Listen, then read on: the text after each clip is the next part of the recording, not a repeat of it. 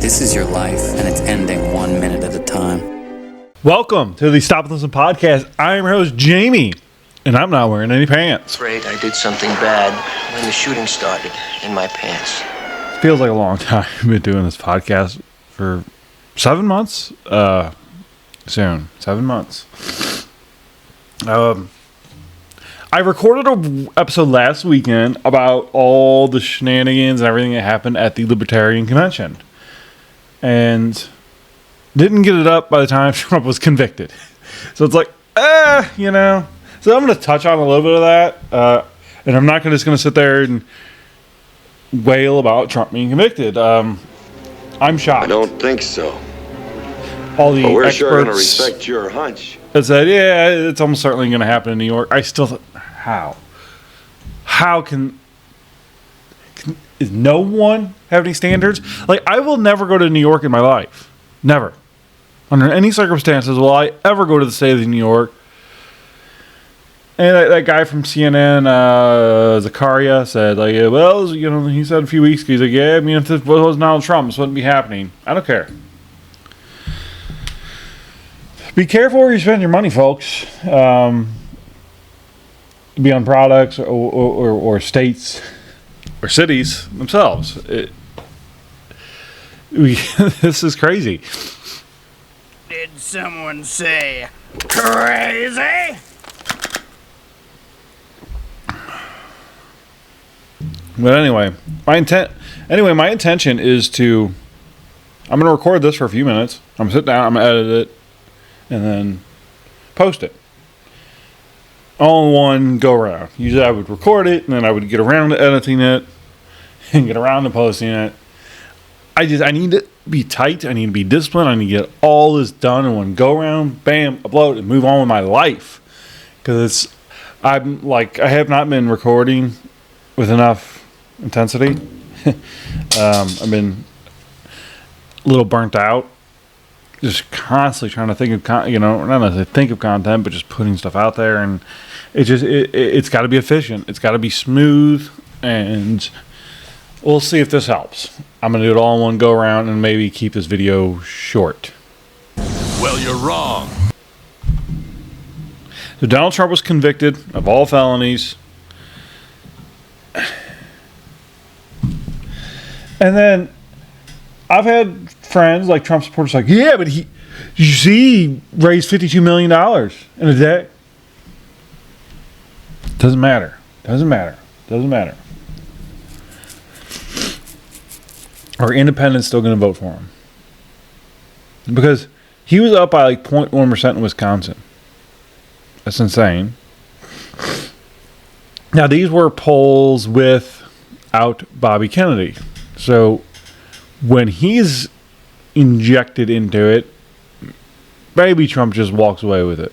Maybe. But right now, I assume he would be losing in the polls in Wisconsin. Some people are not going to vote for him. I think it's enough. Gauging on how bad they've made themselves look just to get this done, that's all they need. And I believe that in 4 years, they assume that we will just be over it. Trump may no longer be with us. Biden definitely will be no longer with us.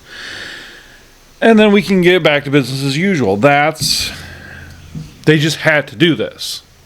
And the way they're celebrating, I think their internal poll numbers know that this is enough to keep Trump out. It's crazy. And the big question is, now what's the Republican response going to be? It's how quickly do they lay down? No, the Republicans funded the government, Joe Biden's government, that just convicted President Trump. Now, I don't even know what to say. I don't know what to show you guys. I haven't watched all that much. I can't take the Trump coverage. Don't be rude. So, Trump said at the Libertarian Convention that he would put somebody, a Libertarian. At the Libertarian Convention, Trump said he would put a Libertarian in his cabinet. And boy, that came off as just complete placation. It probably was. It probably was. Okay, so apparently the big Chris Cuomo Dave Smith debate was last night, hosted by Patrick Bet-David, Valuetainment. I don't really know. I see it's posted on Patrick Bet-David podcast, PBD podcast, but then there's also Valuetainment. I don't understand. So Dave Smith is a comic. Never heard of stand-up. A frequent Joe Rogan guest.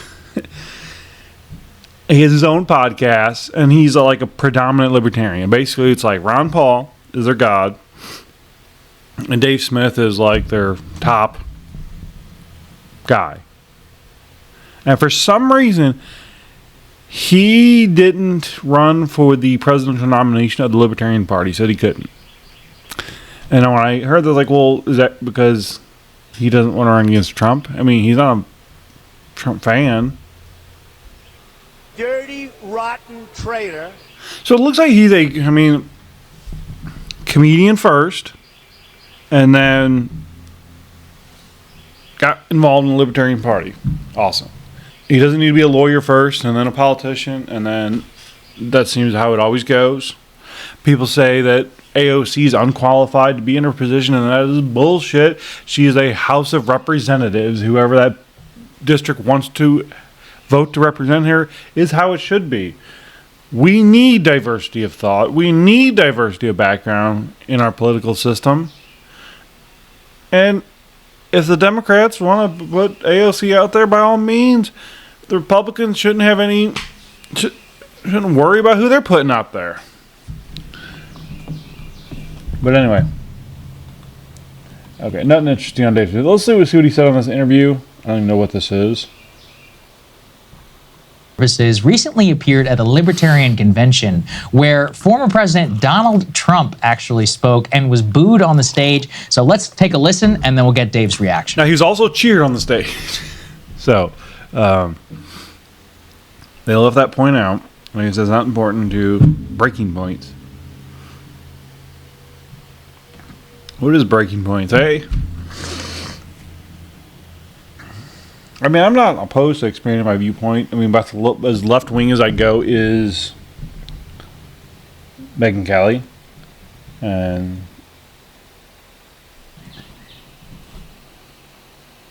combine with us in a partnership. We're asking that of the Libertarians. We must work together.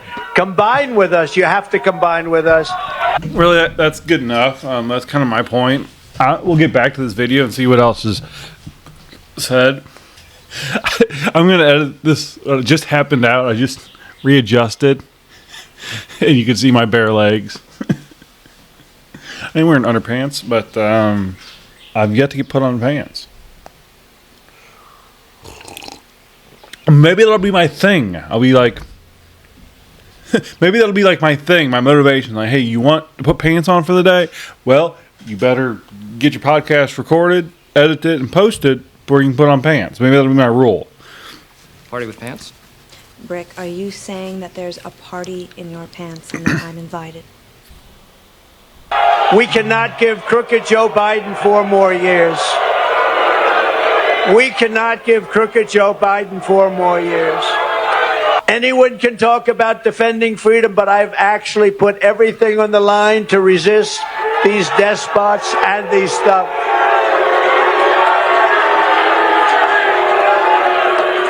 That's some booze. That's a lot of And I cheers. stand before you tonight as your best hope of defeating the weaponized Biden. Woo! Maybe, you love to see it, you hate to see it. Dave, you spoke a little bit.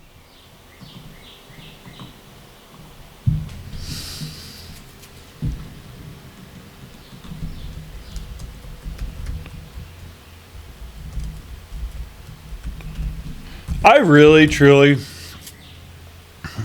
before it was official, really wanted Trump to step aside so he wouldn't have to be distracted by these shenanigans. And I don't feel the same way anymore. I feel maybe as if this is something we have to go through as a country. I don't know.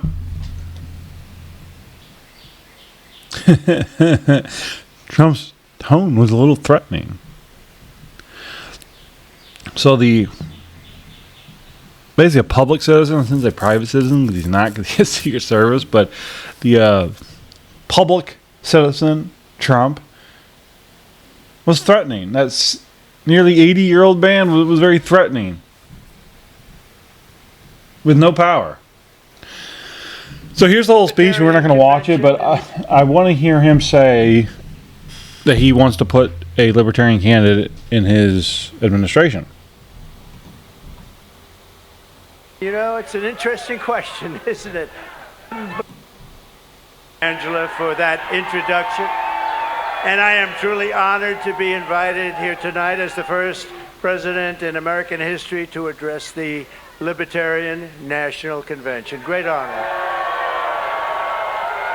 A lot of people ask why I came to speak at this Libertarian Convention, and you know, it's an interesting question, isn't it? But we're gonna have a lot of fun. Well, in the last year, I've been indicted by the government on 91 different things. So if I wasn't a libertarian before, I sure as hell am a libertarian now. And unlike Joe Biden, I don't throw people in jail for disagreeing with me. I don't do that. I want to thank some people that have been really outstanding, and they are great libertarians and great people. Ambassador Rick Grinnell, Senator Mike Lee, Kash Patel, and Senate candidate who's going to win from Virginia, Hung Cao. I also want to pay our deepest respects to the two young missionaries from Missouri, Davy and Natalie Lloyd, that were viciously killed yesterday in Haiti. It was a horrible thing, and I just want to pay our respects to their families. They're great families, incredible people, and it's a very, very sad moment what happened. See, I can almost guarantee at church today that's not going to be mentioned.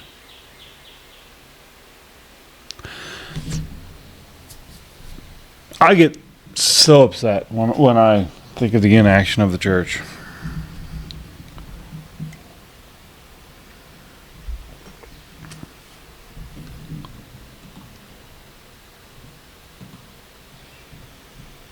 Okay, I found something. Finally from Rumble. First time in U.S. history that a presidential candidate of a rival party will address the convention of a party that is presumably gathering to nominate its own candidate. Now I think you should nominate me, or at least vote for me, and we should win together.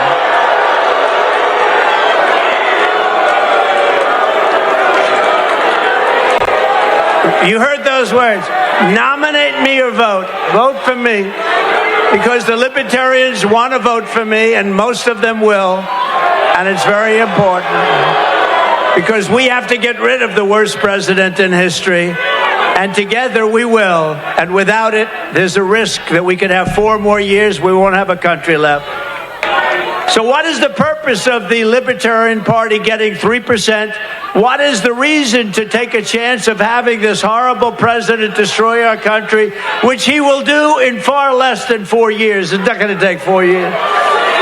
That is why I'm committing to you tonight that I will put a libertarian in my cabinet and also libertarians in senior posts.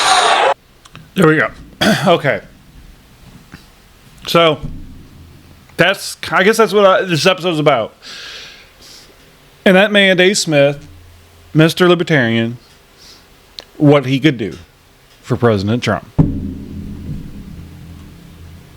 And the American people. Spoke a little bit before. Just give us a rundown. What led up to that? What was the reaction? Why were people in the crowd so upset with Trump? Well, I mean, the Libertarian Party it's a third party, and I don't know as much about, say, like the Green Party, but I'd imagine it's a similar type of dynamic where, I mean, these are people, they're a member of a third party in a country that is rigged for two parties. And the reason they're there is because they are so disgusted with the establishment of both political parties. Okay, awesome. Okay, so now I love hearing that. Now am I a libertarian? Well, no, because I want to win. All right. You bunch of losers! They are spinning their wheels, the Libertarian Party. Oh, and forget about RT. He's just pissed off because he recently found out what a loser he is. Dave Smith. And so to have an actual president who's got a 4-year track record and many things that us libertarians are very unhappy about, this was just destined to go this way. I'm not sure if he knew what he was walking into. I think he might have been like, oh, libertarians are kind of like Republicans, and maybe they'll like some things about me. And but Bobby Kennedy and Vivek Ramaswamy both spoke the previous day, and they drew some boos, but they also got some cheers. But Donald Trump before he said a word, the place had it with him. So what do you think was his goal? So okay, maybe I was wrong. I mean, when I heard it, I thought I heard boos and cheers. So they just booed him apparently. Dave Smith's not full of shit. Like, he's not gonna lie, I don't think. Do you think he accomplished whatever that goal was? By the way, I've never loved libertarians more than this moment. And you're right with the Green Party comparison, because if Joe Biden went and spoke at a Green Party convention, I don't think it would go very well at this point. Well, it's also like I think people don't understand, and it's the reason why I used the Green Party comparison, because I think that there might be some people who have the perception that say, like, well, the Green Party are a clique left of the Democrats, or the differences are that whatever, like the Democrats wanted Obamacare, but they want nationalized health care. But that's not really the dynamic, or that is, but there's much more than that. The people in the Green Party look at Barack Obama as a war criminal who should be put in prison. You know what I mean? Like, it's not just, oh, I'm a clique to the left of you or something like that. And that's the same dynamic with libertarians. We look at Donald Trump as the guy who for 4 straight years backed the Saudis in their genocidal war against the people in Yemen. It's not like, oh, I wish he had lowered taxes a bit more than he did. There's much more fundamental issues. Okay. Well, the picture he's painting is one that seems almost irrevocable. Like, the picture Dave Smith is painting is as if it is what it is. I mean, the Libertarians are going to be a out there party that'll never really accomplish anything. And they just have their fringe supporters, and that's it. Now, I heard that Elon Musk and Trump have been talking more. And that supposedly Elon was part of his advisory board early on in the first administration, and then shortly thereafter quit. Now, I don't remember if I heard that originally back then, and have since forgot, but I've been reminded either way. What if Dave Smith, Mr. Libertarian, was part of the Trump administration? Now, what would he do? See, as soon as I say it, I think would he serve under a Trump administration that is making deals with Saudi Arabia? Libertarians act as purists. Now, they seemingly, pretty solid on war. They're just against the war. But if you take it off the table, you can't have a country where it's not really on the table. Not a country like ours. It is what it is. You can't, though Barack Obama has tried to take us down a peg or two, it's just not going to work. Either we reign supreme or we collapse like the Roman Empire. That's the way I see it going. And, to your question, I think you guys have covered it on your show quite a bit. I think they're really concerned about Bobby Kennedy, and they realize that the margins might be much thinner than they think. And the Libertarians are a party who have gotten millions of votes for the last two cycles. I don't think they're going to this cycle, but... So you got the Libertarians, and at the Libertarian Party, you got the Green Party, who's elected Jill Stein again, and then Cornel West. I don't know what party he's running for. And I know, I understand, giving him a platform when he has no chance to win, it can be a waste, especially for the Foxes and the CNNs that are so high. The stakes are so high. But I would like to hear what he has to say. He's a radical. Ooh, a young 70. Okay, I thought of another episode. Maybe I'll go through Jill Stein, Cornel West, and RFK, and then Oliver, whoever the Libertarians chose. Maybe I'll just love Supreme. So yes, it's weird. Looking at his platform, definitely need to cover this, but I don't see him connected to a party. They have in the last two cycles, and I guess they made the calculation that was worth making an attempt to get those votes. I think it was actually a smart play. I probably would have gone about it differently, but I think it was revealed, exactly this is a game of margins, and it's a mistake to write these things off. Dave, I did want to ask you then about the eventual developments, because there's been a lot of discussion about this. Libertarian nominee ended up being Chase Oliver. I know there's been some, backlash, I guess you could say, from more of the right-wing culture people who are out there, probably not were going to be libertarians themselves. But I wanted your reaction as somebody involved in the party. You were talking to us previously about some of the schisms that have developed. So maybe give us a taste of what was going into this, what the ideological fractures in the Libertarian Party look like, and then give us where Chase Oliver falls within those ideological fractures. Well, so my faction, which is the Mises Caucus, is just broadly speaking is Ron Paul. Okay. Mm-hmm. Then there's kind of a faction that might be more Gary Johnson. Yeah. This is a little bit sloppy. The Ron Paul thing is a better comparison, but then there's kind of people who are just in the middle of the party. And then there is what's more the left portion of the Libertarian Party. Chase was always firmly in the kind of woke libertarian camp. He moderated that message a lot for this campaign and didn't really talk about a lot of those things that he had previously been talking about a lot. Basically what happened is the Mises guys, my guys, were the biggest demographic in the room, but not a majority. Mm-hmm. And so our candidate was winning every single round, and ultimately the middle split and went with Chase, and that got him over the edge. So that's where we are. Okay. Gotcha. And that's what they fear.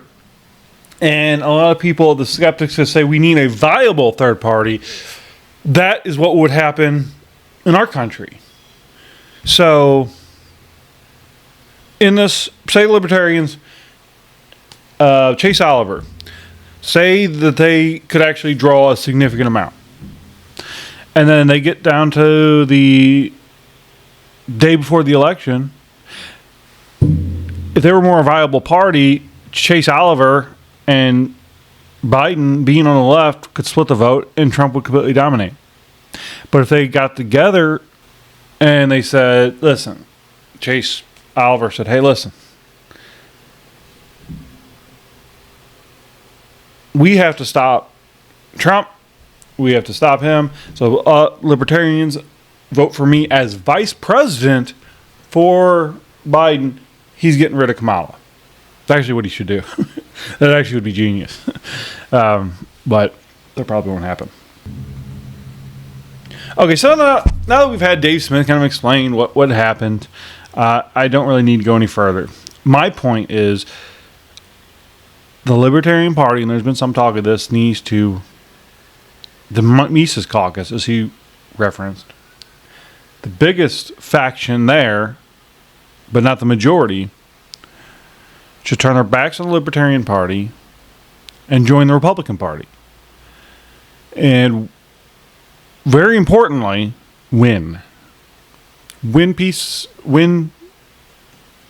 spots in Congress, win Senate seats, win governorships, win mayors, and call themselves the Libertarian Republicans. Never give up the libertarian thing. And then, I'm not sure about the branding, but on the conservative or MAGA, which is not the same, but have like if there was a MAGA caucus and a Mises caucus in the Republican Party, that the establishment, they had to cater to them. They can't just completely ignore them. There's not enough of the MAGA caucus that they are being listened to now. I believe in the Republican Party, if it had a Libertarian caucus and it had a MAGA caucus, I believe those two caucuses would intersect enough that the Republican parties would have to at least come to them. The establishment would have to come to them and be like, all right, listen, what do we need to do for you guys? That's how you can really get change in this country. I would be fine with a viable third party.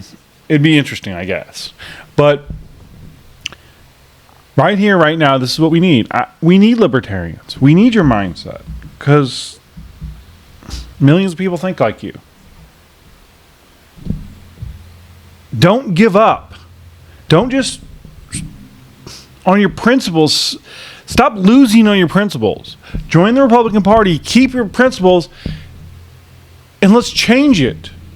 That's our best bet. Change the Republican Party. Dave Smith should be in the administration. If Trump gets back in there, press secretary, Kayleigh McEnany, was amazing, so I would love to see her return. But Dave Smith, maybe he'd be the press secretary. But imagine a board. What if Trump had a cabinet? I don't know how. I know there's a chief of staff, which Vivek Ramaswamy should be the head of. What if it was? So what if Trump had a team of people advising him? And what if it looked like this? If you could see that.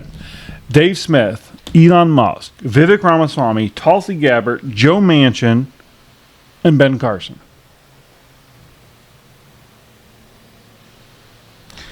Tulsi Gabbard, Joe Manchin, former Democrats. Ben Carson just came out of nowhere, kind of. He's a renowned surgeon. Vivek Ramaswamy, former Democratic voter. Elon Musk, whatever he is. Dave Smith, a libertarian. What if that helped, people like that help govern Trump's next administration, if we see one? That's a lineup for real change. So Dave Smith, please join the administration. Help us get back our country. And change the direction of the Republican Party, please.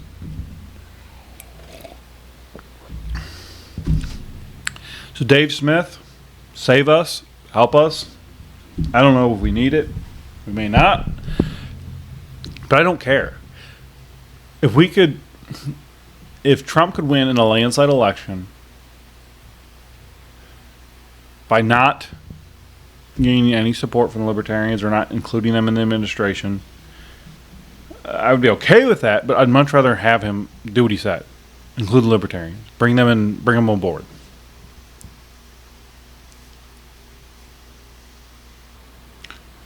One concern that won't never go away, if Trump somehow is able to get back into the White House, a third impeachment, you'd have to assume is fairly likely.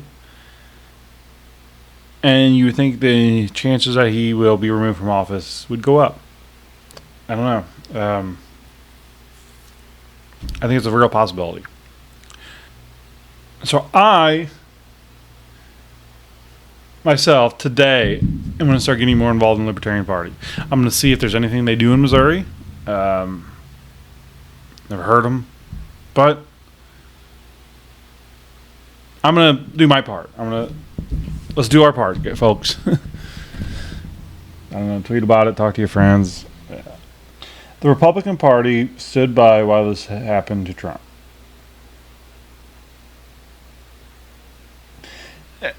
Just in the last couple months, if he's been getting support behind him from some Republicans, the fringe ones, but the mainstream party has not backed him. I'm fairly certain they're content to lose. They are. The Republican parties want to be away. The Republican Party wants just Trump to go away. And if they have to lose to make that happen, they'll do it. So that's what we have ahead of us, folks. So I've been going on for 45 minutes, and this is supposed to be like a 15 to 20 minute video. So let's see how much of this shit I cut out. Probably most of it, obviously. Have a great weekend, folks. Stay strong. Love one another. I had an interesting... I joined a Missouri Republican Facebook group. Something like that. Or the county I live in Facebook group for Republicans. I don't know. And there's some trolls in there, I think. And somebody said something about atheism. I commented and stirred up some shit. And now, one person, there's two people kind of coming after me. And one person, I guess, grew up in a Christian household and was hurt by people. Because he was like that, saying how Christians don't ask for forgiveness. If they don't ask people for forgiveness, they ask God for forgiveness. And it's wrong. And he's right. If there are Christians out there who don't actually ask the people they wronged for forgiveness, you are failing. And the other ones went off and like was talking about hate and gays, and the Crusades came on into it, of course. So okay, if you're a Christian, everyone needs to listen to this, but here, receive it the same or different. I don't know. The words aren't coming out smoothly. I responded back when asked whether I hate gays with telling them what the scriptures said. That Jesus said that anyone with hate in his heart is guilty of murder in the eyes of God. And I believe that. Now, I've never really hated on gays. I am a Christian. I believe homosexuality is a sin. But I am 41 years old. I've not been married yet. And I'm not a virgin. I have not found anything in the Bible. Now, I've read the New Testament many times. I have not made it through all of the Old Testament, to my shame. There is nothing in the Bible that says that my sin of having relations with women that aren't my wife, there's nothing that says that sin is preferred in the eyes of God to men having relations. I don't see it. Now, there is in the Old Testament, it does say, a man laying with another man is an abomination, where it doesn't say that a man having sex with someone who's not his wife is an abomination, but just the semantics. There's no difference in the eyes of God, I don't believe. I don't see it. So I am a sinner. Gays are sinners. Then, so there's that argument.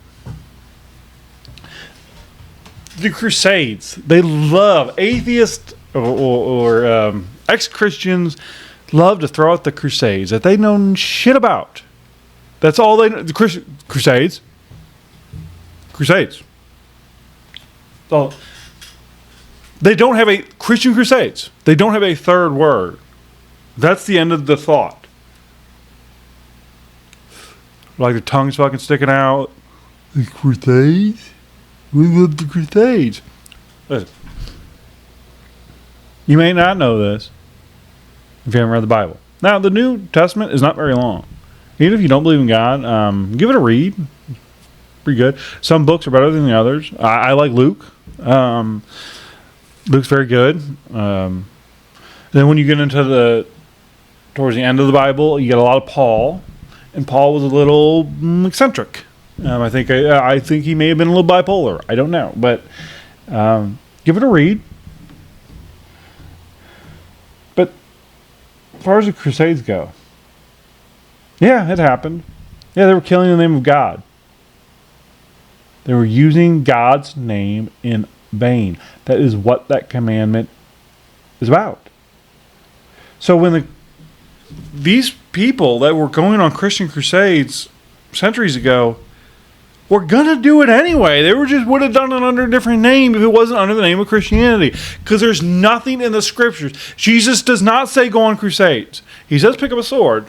And the way he says it is in a defensive manner. Like, hey, if you're going to be with me, you're going to be persecuted. Which is still happening today. People in this country are being put in prison. People in other countries are being murdered. So that's why Jesus said to get our sword. He's not to say going on an offensive war throughout most of the world. It wasn't said. So just because someone said they were a Christian and killed in the name of Christ, that doesn't mean what they did was Christian. And that doesn't mean that they're a Christian in their heart. So keep that in mind, whatever side you lay on. But if you are a Christian, you need to know these things. You need to be able to combat it. We are losing. We are losing. We can't give up. We are told to fight. Not literally. Don't need to be harming people. We need to win the argument. See, that's the thing. Language is... avoid the fight, win the argument. How about that? So, that's all I got today. I will see you next time. Thanks. Bye.